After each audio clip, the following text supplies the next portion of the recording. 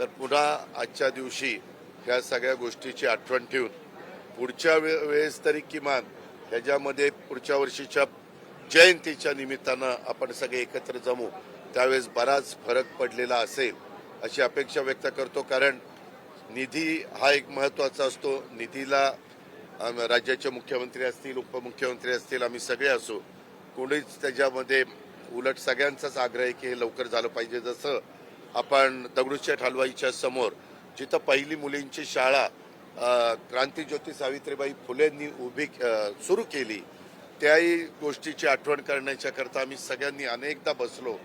मी IAS ऑफिसरांना घेऊन बसलो, भुजबळ साहेब आणि इतर नेतेगणांना घेऊन बसलो, पुणेकरांना घेऊन बसलो, वेगवेगळ्या आर्किटेक्ट चांगले जे हेरिटेज काम करतात त्यांना पण आम्ही घेतलं आणि आता तो प्लॅन केलेला आहे. तुम्हालाही माहिती आहे की आता तिथं काम सुरू झालेलं आहे.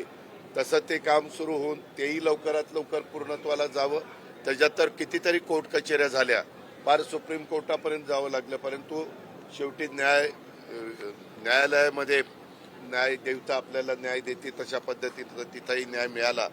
तसं इथं पण मी आज जयंतीच्या निमित्तानं आवाहन करेल की इथं पण तशाच प्रकारे आपल्या सगळ्यांचं जी इच्छा आहे, आपल्या सगळ्यांचं जे स्वप्न आहे की अतिशय उत्तम असं दोघा उभयतांचं महात्मा ज्योतिराव फुले आणि सावित्रीबाई फुलेंचं स्मारक त्या ठिकाणी व्हावं, ते करण्याच्या करता आपण सगळेजण मिळून प्रयत्नाची शिकस्त. दादा, पण लोक येत आहेत जागा देण्यासाठी, पण अधिकाऱ्यांनाच किती मोबदला द्यायचा हे माहिती नाही. काल छगन भुजबळांनी म्हटलेलं आहे. नाही, ऐका ना, तुम्हालाही माहिती आहे आपण विमानतळाच्या जागा घेतो, आपण रेल्वे करता जागा घेतो, आपण एखादं शहर डेव्हलप करण्याच्या करता जागा घेतो आणि त्याच्यामध्ये साधारण नॉर्म्स ठरलेले आहेत.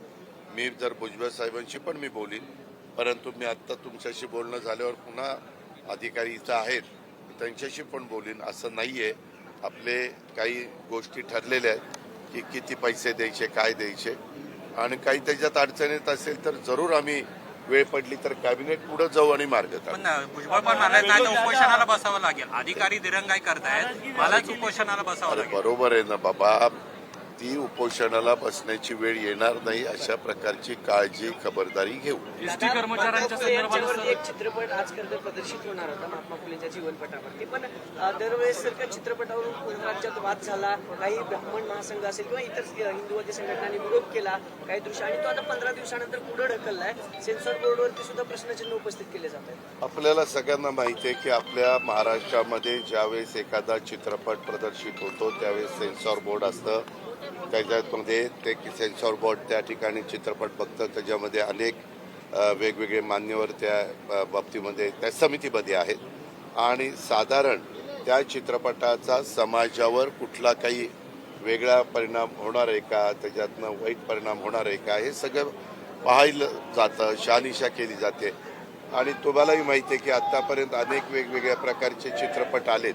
आता मध्ये बघा पद्मावत आणि पद्मावती तो आला, त्याही वेळेस अशाच प्रकारची चर्चा झाली, परंतु ते पद्मावतीचं नाव पद्मावत केलं आणि नंतर तो चित्रपट आला तरी देखील काही घटकांचा त्याला विरोध होता.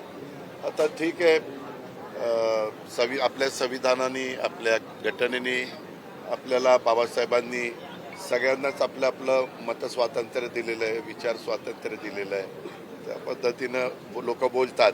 परंतु साधारण आम्ही सरकार म्हणून ही काळजी घ्यायची असते की त्याच्यातून समाजामध्ये कुठं तेढ निर्माण होणार नाही, समाजामध्ये एकोपा राहील, ही खबरदारी मात्र.